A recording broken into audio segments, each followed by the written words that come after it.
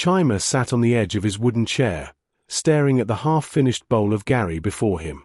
The tiny room smelled of dust and palm oil.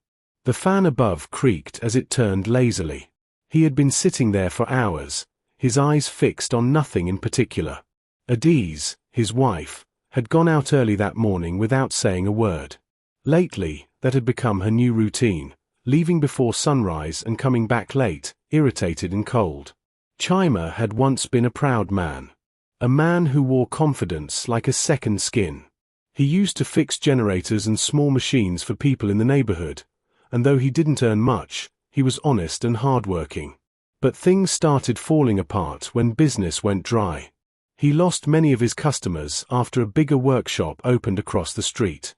The man who owned it had modern tools, while Chima was still using the ones he'd inherited from his late father. Every day he tried to stay strong, hoping Adiz would understand that things take time. But she grew distant. She stopped cooking. She stopped smiling. And every word that came out of her mouth cut him like a knife.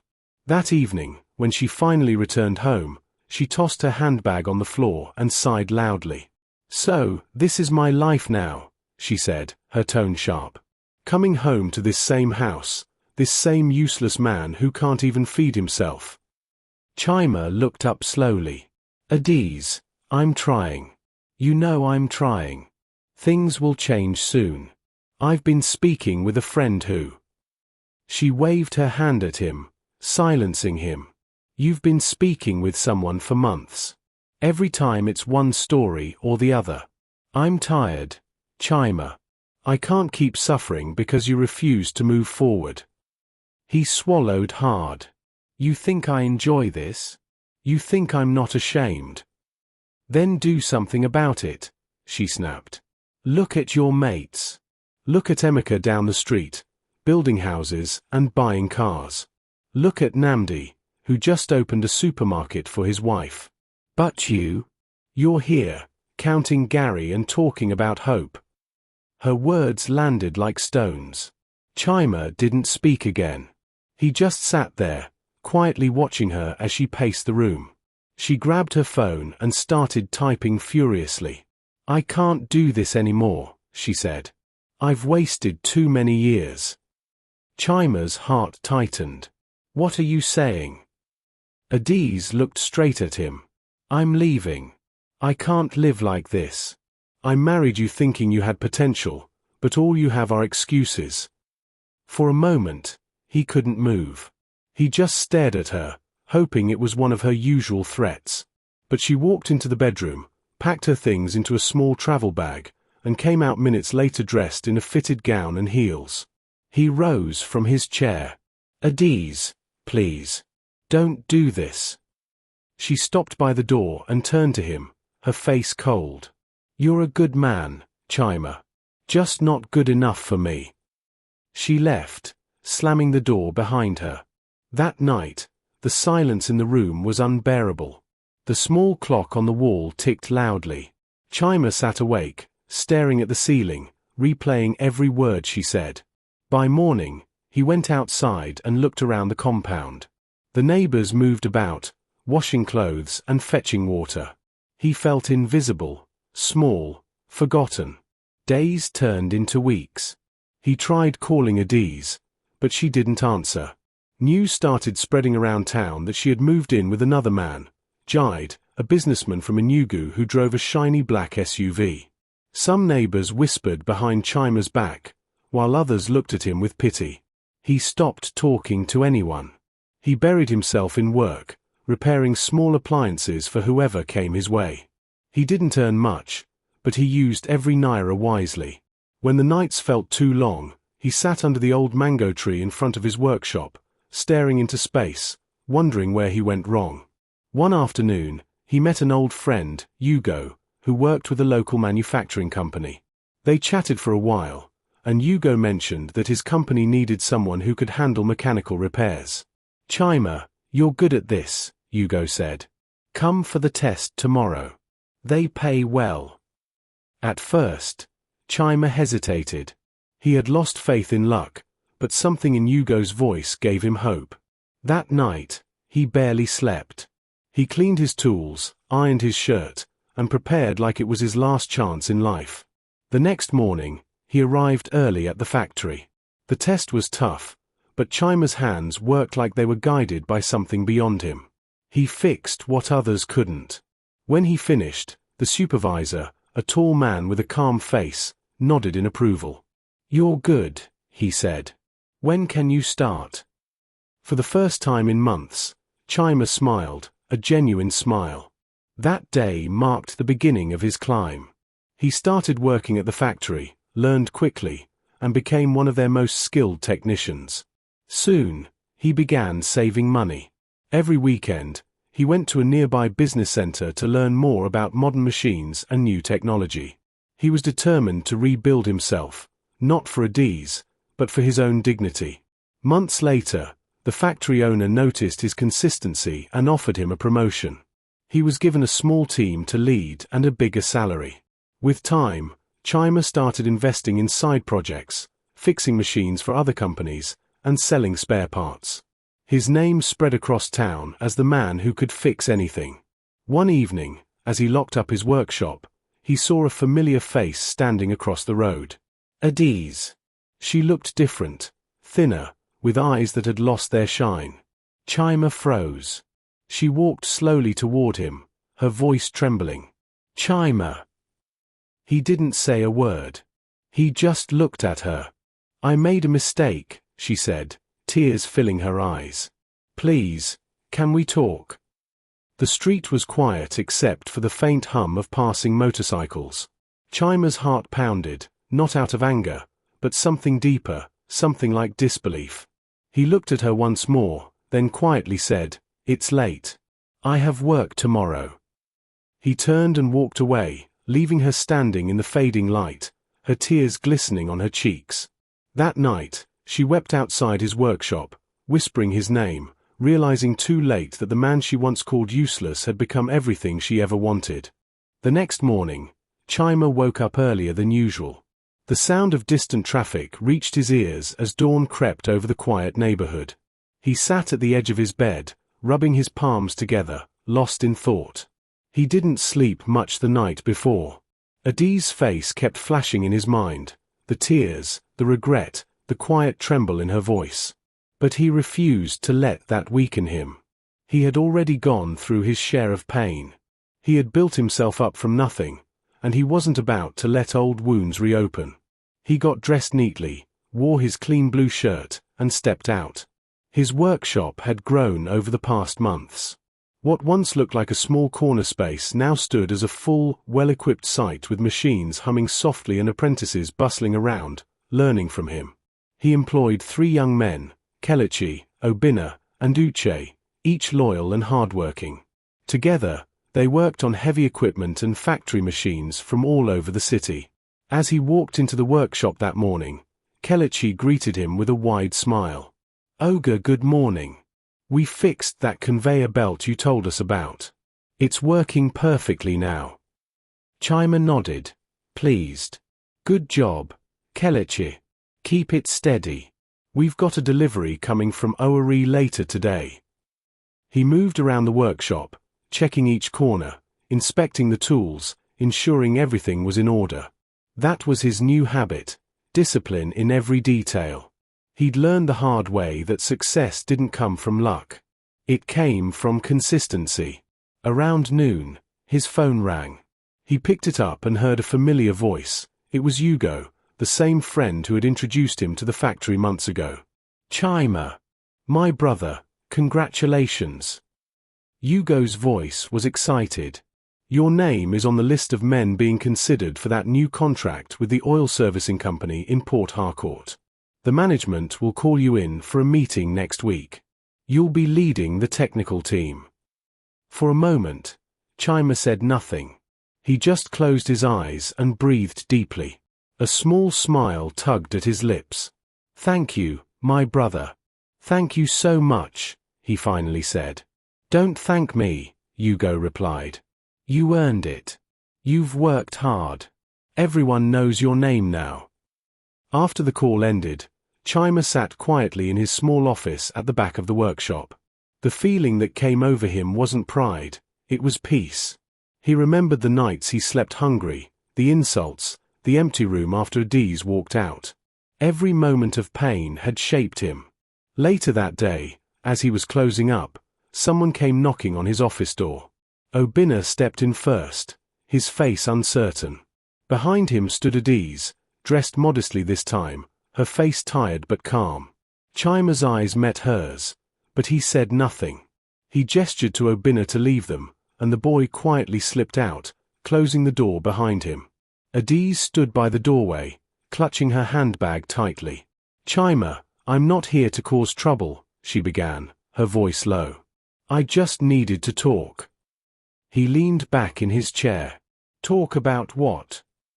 "I don't expect you to forgive me," she said, her eyes glistening. "I don't even deserve to stand here. But I need to say it. I was foolish, Chima. I was blinded by money, by pride. I left you when you needed me most." He stayed quiet, his expression unreadable. "I thought life with Jide would be better," she continued, her voice trembling. "But all that glitter was nothing. He changed after a while. I wasn't happy. I realized too late that happiness isn't about how much money a man has, but how he treats you. You were a good husband, Chima. I was just too impatient to see it." Her words hung in the air, heavy with regret. He sighed deeply and looked at her. "Adiz, when you walked away, I thought my life was finished. But that pain became my turning point. You don't know what it took for me to stand again. So forgive me if I can't go back to what broke me." Tears spilled down her cheeks. "I understand. I just wanted you to hear it from me. I'm sorry, Chima. Truly sorry." She turned to leave, but he called out softly, "Adiz." She stopped. "You deserve peace too. Don't hold on to the past. Learn from it." She nodded, wiped her tears, and walked away quietly. After she left, Chima sat still for a long time. He felt lighter. There was no anger left in him, only acceptance. Life had moved on, and so had he. 2 weeks later, the company confirmed his promotion officially. He was to oversee a major installation project in Port Harcourt. They gave him a brand new pickup truck and accommodation near the site. His apprentices celebrated with him that evening, dancing and laughing, proud of the man who had once fixed radios under a leaking roof. Months rolled by. Chima expanded his business into a company. He registered it properly, hired more workers, and even opened a second branch in Enugu. He started training young men in mechanical engineering, teaching them the same discipline that lifted him from the dust. One evening, while supervising a project, he met Ifema, a quiet woman who worked as a project coordinator for another firm. She was intelligent, respectful, and kind-hearted. They spoke often, first about work, then about life. Her presence was gentle and warm, nothing like the storm he once endured. As months passed, their friendship deepened. She admired his humility, his calmness, and his drive. He admired her strength and the peace she carried. Slowly, without rushing, love found its way into his life again. One Sunday afternoon, Chima took her to visit his village. The road was long, but they chatted and laughed all the way. His mother, Mama Ngozi, welcomed them with joy. She hugged Ifema and smiled brightly. "This one has peace in her eyes," she said. "God has replaced your tears, my son." That night, under the calm night air, Chima sat with his mother outside the house. The sound of distant drums floated through the air from a nearby event. "My son," she said softly, "I prayed for this day. You went through fire, but you came out shining." He smiled faintly. "Mama, it wasn't easy. But maybe that fire was necessary." She nodded slowly. "Sometimes, God allows you to be broken so you can rebuild stronger." Months later, Chima and Ifema got married in a small but beautiful ceremony attended by friends, family, and his apprentices who looked at him with admiration. Adiz heard about it, but she didn't show up. She was living quietly now in another town, working at a local store. She had found humility through pain, and even though her heart still ached when she thought of Chima, she wished him peace. Years passed, and Chima's company became one of the top mechanical firms in the region. He traveled often, meeting clients, building contracts, and giving scholarships to young men from poor backgrounds. He built a new house for his mother and took care of those who once mocked him. One day, he drove past his old neighborhood. The place hadn't changed much, the same narrow streets, the same little houses. He stopped in front of his old workshop, now run by Kelechi, who had become a skilled engineer under his guidance. Kelechi ran up to him with a wide grin. "Ogre Chima, you came to see us." Chima smiled, patting him on the shoulder. "I had to. This place started it all." As they stood there chatting, an older woman passed by carrying a basket of fruits.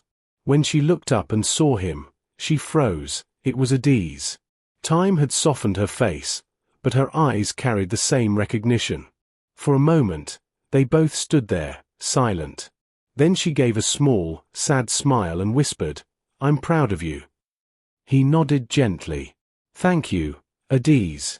I hope life is kinder to you now." She nodded, and they parted ways without bitterness, just quiet understanding. When Chima got back into his car and drove off, the wind blew gently through the open window. He looked ahead, smiling faintly. Life had tested him, broken him, then rebuilt him into something stronger. And now, as he watched the sun rise higher, he knew the pain of yesterday had carved the strength that carried him today. Chima's company had grown beyond anything he had once imagined. What started as a small workshop now stretched across 3 cities. He had branches in Enugu, Port Harcourt, and Onitsha, with dozens of workers and clients from all over the country. Yet, even with all the success, he never became arrogant. He remained the same quiet man who rose from struggle, a man who knew the taste of hunger, humiliation, and hard work. It was a Monday morning when he stood in front of the new company building in Enugu, a tall, clean structure with glass doors and a wide sign that read Chimtech Engineering Limited. His staff had gathered in the compound for the official opening. The air was filled with excitement, laughter, and pride. The workers had been preparing for weeks, and today, the man who once mended broken machines under a leaking roof was being celebrated. Ifema, now his wife, stood beside him, radiant and composed. She had supported him in ways Adiz never could, quietly, faithfully, without demanding more than his honesty and attention. She was his partner not just at home but also in business. She managed the administrative side while he handled the technical and operational aspects. Together, they were unstoppable. As the crowd applauded and the ribbon was cut, Chima smiled and thanked everyone. His voice was calm, confident, and sincere. "This isn't just about me," he said. "It's about all of us who started with nothing but faith and hard work. It's about the people who believed that small beginnings can lead to great things." After the ceremony, the hall was filled with music and celebration. Old friends came to congratulate him, business partners shook his hand, and even local officials attended. Cameras flashed as journalists asked him questions about his journey. He answered simply, "I failed many times, but I didn't stay down. Life will always test you, but it's your reaction that defines your future." When the crowd finally dispersed later in the evening, Chima and Ifema sat quietly in his office. The city lights glowed through the large window behind him. "I still remember when you fixed that first generator in that small shop," she said, smiling. "Look at you now." He chuckled softly. "I remember too. I almost gave up then." She reached across the table and took his hand. "But you didn't. You kept going." He nodded slowly. "Because I had to. Because something inside me refused to die." The next few months were filled with work. Chima traveled frequently, Abuja, Port Harcourt, and sometimes even outside the country. He was invited to conferences and meetings. Investors approached him, wanting partnerships. Despite all of this, he always made time for home. Every Sunday, He and Ifema visited his mother in the village. She was older now, her hair white like cotton, but her smile still warm. Each visit brought her joy. She would always say, "My son, I prayed for you every night when you had nothing. I told God to give you peace, not just success." And he did. He would laugh softly and reply, "Mama, your prayers carried me through the worst days." Sometimes, while sitting in his mother's compound, he would see children running past, shouting and laughing. He would smile and remember his younger days, barefoot, hungry, and full of dreams he couldn't yet name. One evening, after returning to Enugu from a trip, he found an envelope waiting for him on his desk. It had no name, only his address. Curious, he opened it. Inside was a letter written in neat handwriting. "Chima, I don't know if you'll ever read this, but I needed to write it. I'm leaving town soon. I've decided to start a small business in Nsukka with the little savings I've gathered. I've been learning to make handmade bags and clothes. I don't expect anything from you. I just wanted you to know that seeing you succeed gave me strength to start over. You may not believe this, but your story saved me from giving up. Adiz." He sat there for a long time, reading the letter over and over. There was no bitterness in her words, no hint of manipulation, just quiet acceptance. He folded the letter carefully and placed it in a drawer. For the first time, he felt something close to peace about her. Weeks passed, and life continued. His company landed a major government contract to repair and install heavy-duty machinery in several industries.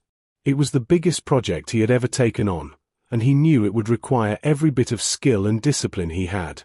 He worked day and night, supervising, inspecting, correcting, and motivating his team. Ifema stood by him, handling paperwork and negotiations, keeping everything in order. Their bond grew stronger through the shared challenges.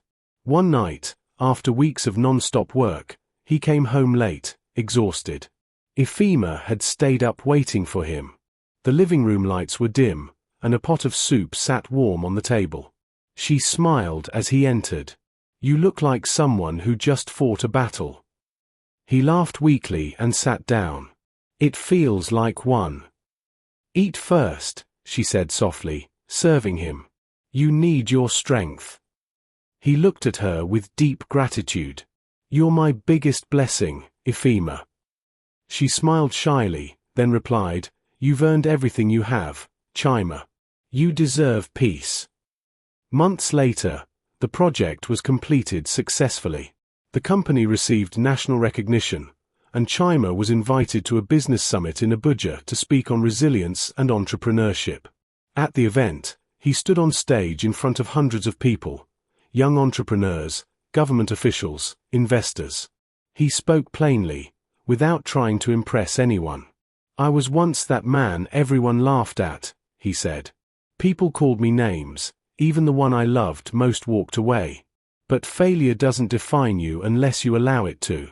Pain is a teacher. I learned to rise, not to prove anyone wrong, but to prove myself right." The hall erupted in applause. Reporters captured every word. That speech spread across social media, and his story became an inspiration to many who were struggling to rebuild their lives. Back home, he received countless messages from strangers, men and women thanking him for giving them hope. But even with all that attention, he remained humble. He still visited his old neighborhood often, repairing things for free and supporting small mechanics trying to survive. One day, while visiting the old area, he stopped by a small store that sold food items. Behind the counter was Adiz. She looked surprised but calm. "Chima," she said softly, "I didn't expect to see you here." "I came to see someone down the road," he replied. "I saw your shop and decided to stop by."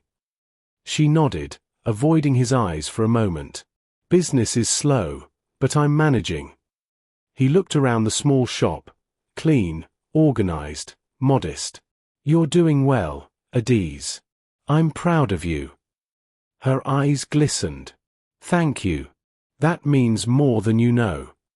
He smiled faintly and handed her his card. If you ever need supplies or support, call me. Not because of the past, but because everyone deserves another chance."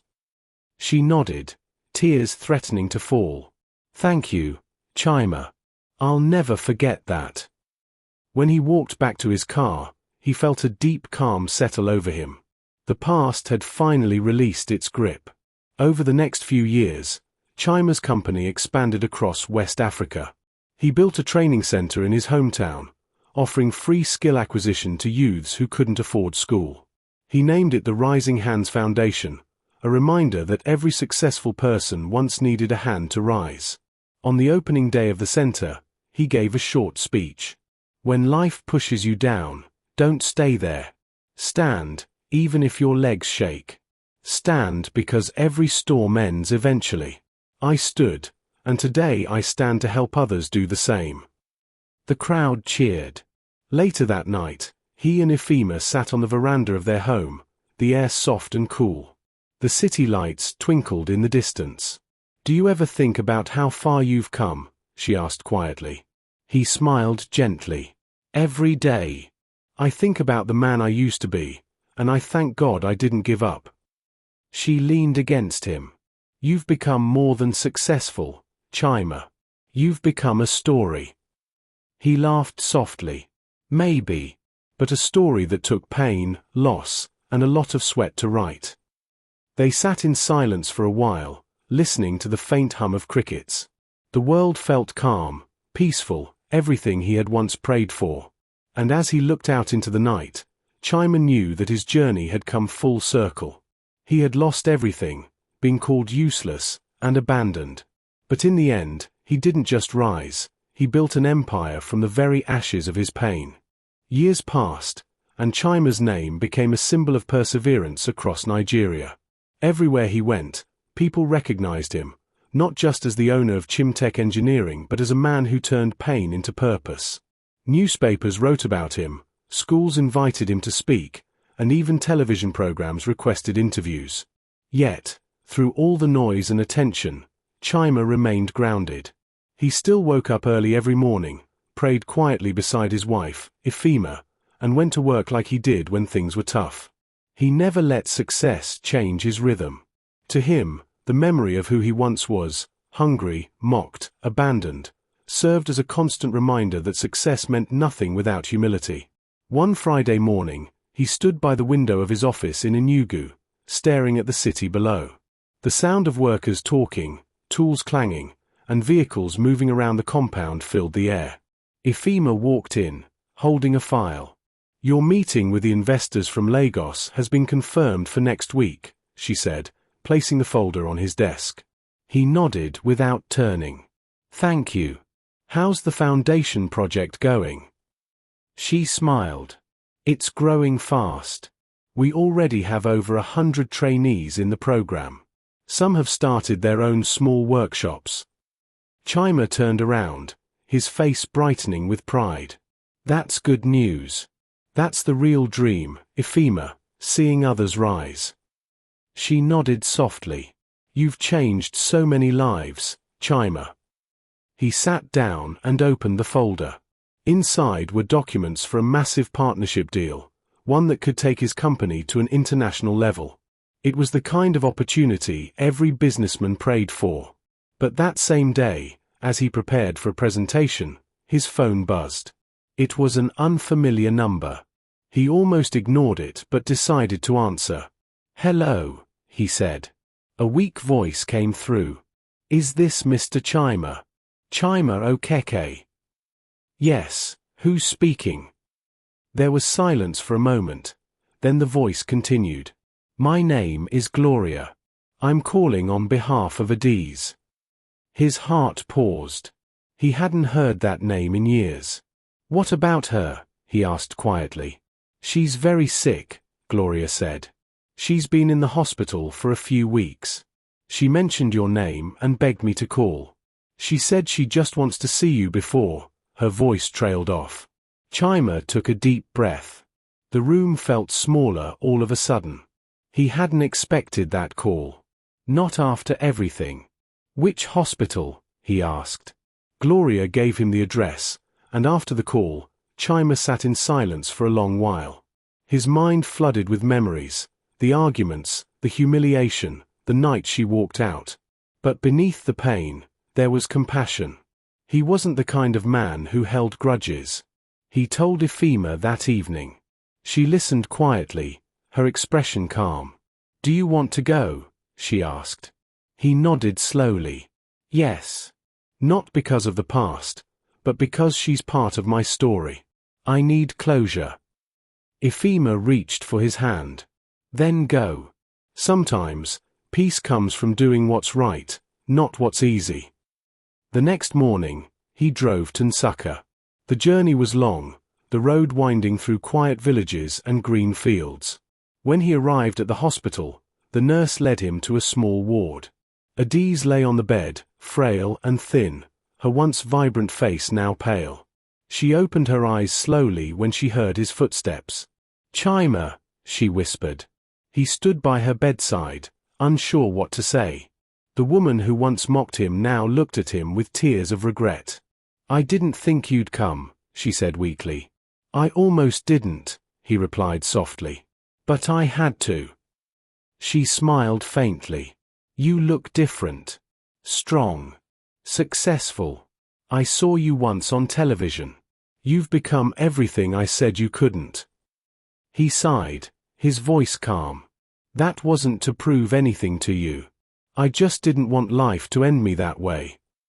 She looked away, blinking hard. "I know I don't deserve your kindness, but thank you for coming. I've been sick for months. The doctors say it's my liver. I can't work anymore. Gloria has been taking care of me." Chima sat quietly beside her. "Do you have anyone else? Family?" She shook her head weakly. "My parents are gone. I lost touch with everyone after I left you." For a moment, neither of them spoke. The only sound in the room was the faint beeping of a monitor. "Finally," she whispered, "I used to think money could fix everything. But it took losing everything to see how wrong I was. You were a good man, Chima. I was just too proud to see it." He looked at her with calm eyes. "We all make mistakes, Adiz. What matters is that you understand now." Tears rolled down her cheeks. "Can you forgive me?" "I forgave you a long time ago," he said softly. "You were part of what made me grow. The pain you gave me taught me strength." She smiled faintly, her lips trembling. "You've always had a kind heart." He stayed with her for a while, talking quietly, listening as she shared how life had humbled her. Before he left, he settled her hospital bills without telling her. As he stepped out of the room, she whispered, "God bless you, Chima." When he got back to Enugu that night, Ifema was waiting for him at the door. She could tell from his face that something heavy rested on his mind. "She doesn't have long," he said quietly. Ifema touched his arm gently. "You did what you could. That's enough." 2 weeks later, Gloria called again.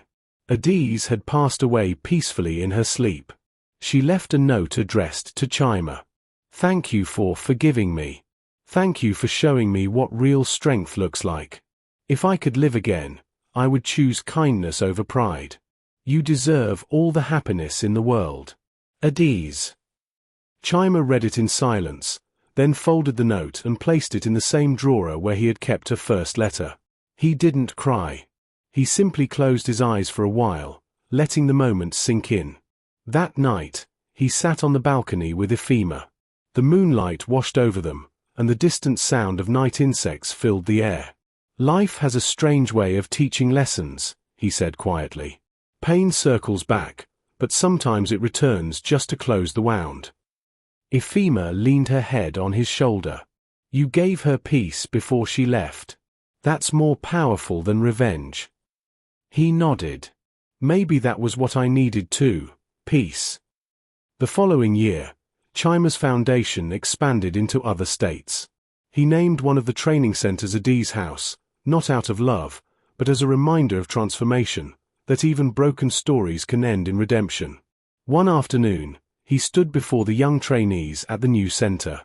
Dozens of them sat under the shade of the building, listening attentively as he spoke. "I was once like many of you," he began. "Mocked, broke, and abandoned. But pain doesn't mean it's over. Pain can shape you if you let it. Don't let anyone's opinion define your worth.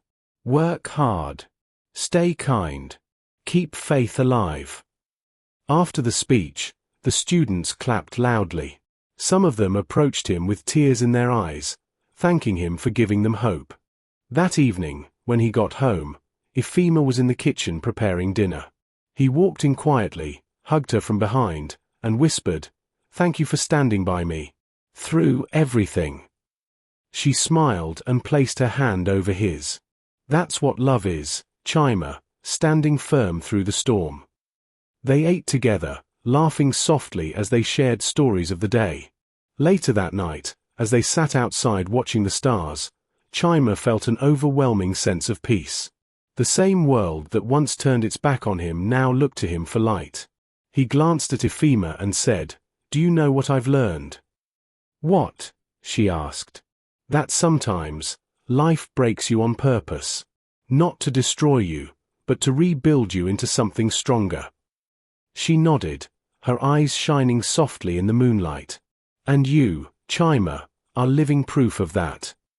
He smiled, gazing out into the quiet night. His journey had been long, filled with betrayal, pain, struggle, and triumph.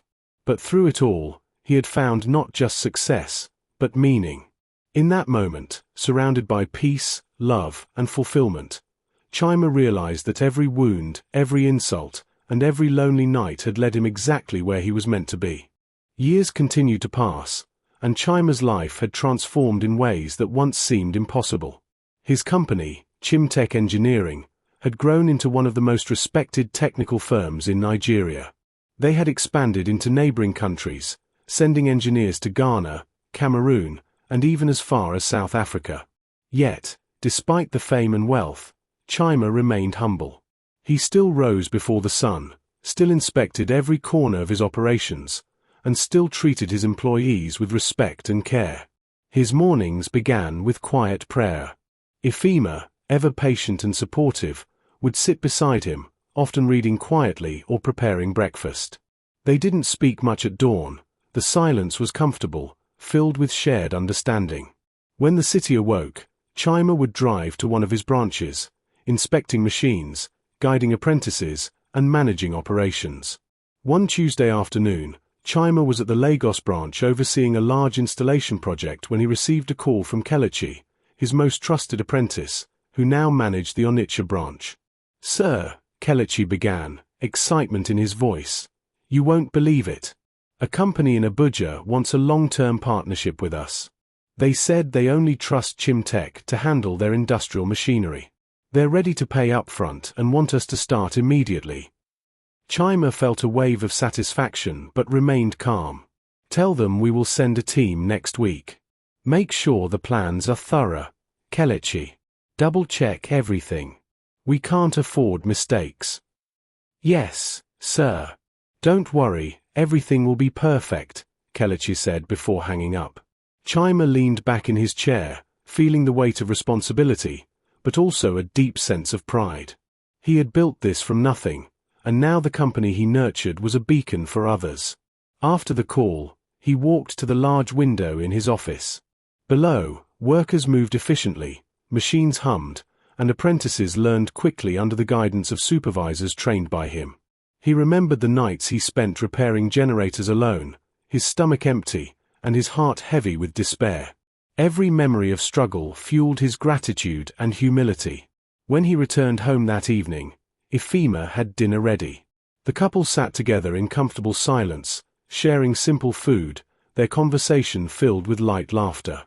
"You never cease to amaze me," she said softly, reaching across the table to squeeze his hand. He smiled faintly. "It's not about amazing, Ifema. It's about consistency. Every day I do a little better than yesterday, that's all." They finished dinner and stepped outside onto their veranda. The air was warm and calm, the city lights glimmering softly in the distance. Chima's mind wandered for a moment, thinking about Adiz. She had been gone for years now, but her memory lingered, not as pain, but as a reminder of the obstacles he had overcome. A few weeks later, he received an invitation to speak at a national entrepreneurship summit in Abuja. The event was highly publicized, attended by ministers, business leaders, and young entrepreneurs from across the country. Chima accepted, seeing it as an opportunity to inspire others. When the day arrived, he stood on the stage before hundreds of people. The hall was filled with bright lights, cameras, and the hum of anticipation. He looked out at the audience, feeling both calm and purposeful. "I was once called useless," he began, his voice steady. "People I loved walked away, thinking I would never rise. I failed, I stumbled, and I was broken. But the moment I decided to take control of my life, everything changed. I worked in silence while others doubted me, and slowly, step by step, I rebuilt myself. If anyone here is struggling, know this: your past does not define your future. Pain can be your teacher, not your jailer." The audience erupted in applause. Many people approached him afterward, thanking him for sharing his story. Some had tears in their eyes, others stood quietly, inspired by his resilience. On his way home that evening, he received a text message from Adiz's younger sister, Nena. "Chima," it read, "I just want to say thank you. Adiz always spoke of you before she passed. You were her strength, even if you didn't know it. You gave her peace." Chima read the message quietly, then smiled faintly. He typed back, "Thank you, Nena. She was part of my journey, and I will always remember her as someone who taught me forgiveness." Life continued to move forward. Chima and Ifema had become pillars in their community. They supported schools, provided scholarships, and offered mentorship programs to young entrepreneurs. Their foundation had grown, helping hundreds of youths gain technical skills and start small businesses of their own. One evening, while reviewing the foundation's records, Chima noticed a young man named Emeka, who had just joined the program. Something about him reminded Chima of his younger self, determined, quiet, but full of potential. He called Emeka over. "Emeka, tell me about yourself," he said. The young man's voice was nervous but honest. "Sir, I grew up in a small village. My parents couldn't afford school, so I learned to fix things around the house. I want to learn more, to build a future for myself and my family." Chima nodded, feeling a familiar warmth in his chest. "You're in the right place. Work hard, stay humble, and never forget the value of patience. Talent alone isn't enough. Consistency and integrity will take you farther than you think." Emeka's eyes widened, admiration clear. "Thank you, sir. I won't disappoint you."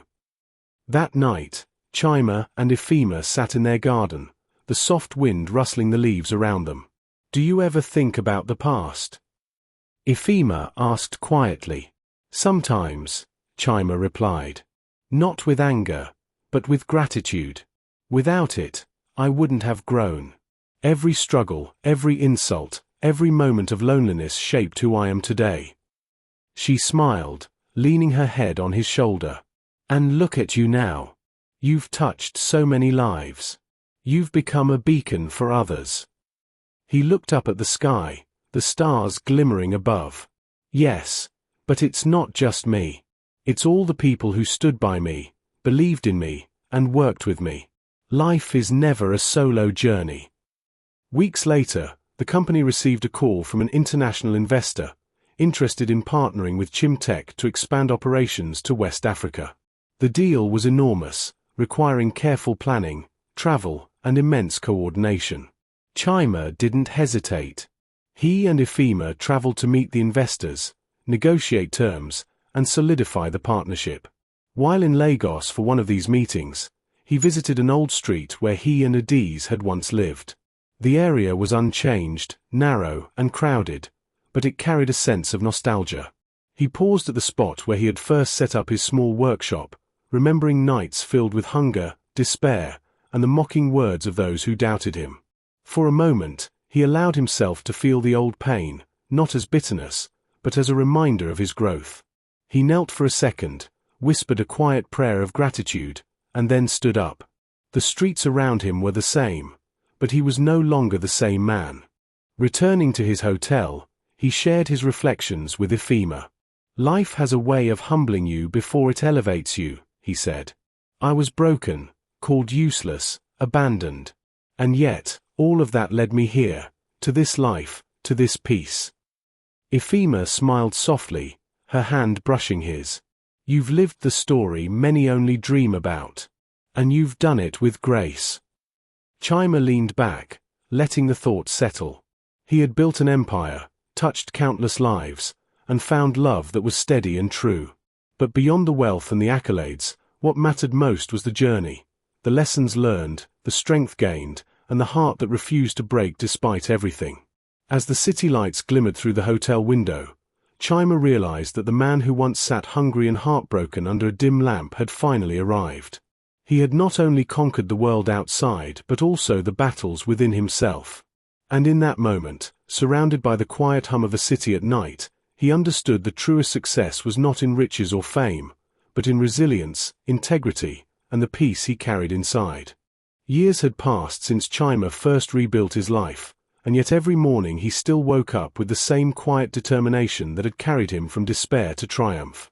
His company, Chimtech Engineering, had grown beyond anything he had imagined, with operations spanning multiple states, thousands of clients, and partnerships stretching even outside Nigeria. But Chima remained the same man he had always been, humble, disciplined, and determined to use his success for more than just personal gain. He started his mornings early, often walking around the training centers of his foundation before heading to the office.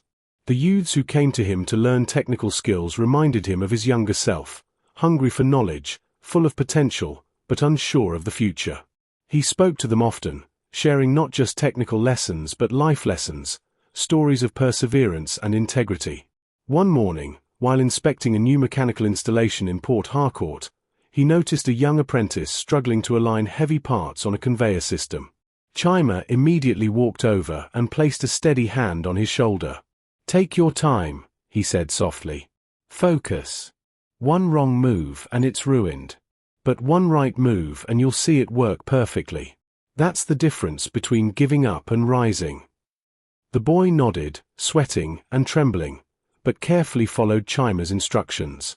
When the system finally worked flawlessly, Chima clapped him on the back. "See? That's what dedication brings. Never rush what matters." That evening, after a long day of overseeing operations, he returned home to Ifema, who greeted him with a warm smile and a quiet dinner. She had always been his anchor, the steady presence that balanced his intensity. They ate together, sharing laughter and quiet conversation about the day's challenges and successes. Over the next few months, Chimtech expanded its operations into Ghana, offering consultancy and maintenance services for major industries there. Chima traveled often, meeting new clients, negotiating contracts, and ensuring that every project reflected the standard of excellence he demanded. Despite the wealth and recognition, he remained approachable, never letting status change the way he treated his employees or trainees.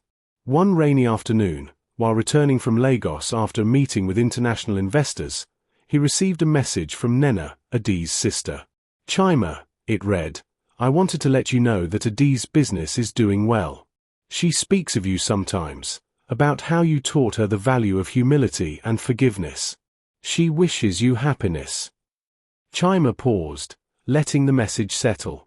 He smiled faintly, feeling no anger or regret, only a sense of closure. He typed back briefly, "Thank you, Nena. That means more than you know. I wish her peace as well." Despite the decades of success, Chima never let himself forget the man he once was, hungry, mocked, and abandoned. He frequently visited the old neighborhood where he had first started, checking in on young mechanics, offering advice, and sometimes funding small businesses to help them grow. It was his way of giving back, of ensuring that others didn't have to struggle as he did. One afternoon, while walking through his old street in Enugu, he saw a small crowd gathered near a corner store. Curious, he approached and found that a local youth had won a national competition for mechanical innovation. The boy looked shy, But when he saw Chima, his eyes lit up. You're Chima Okeke?" he asked. Chima smiled gently.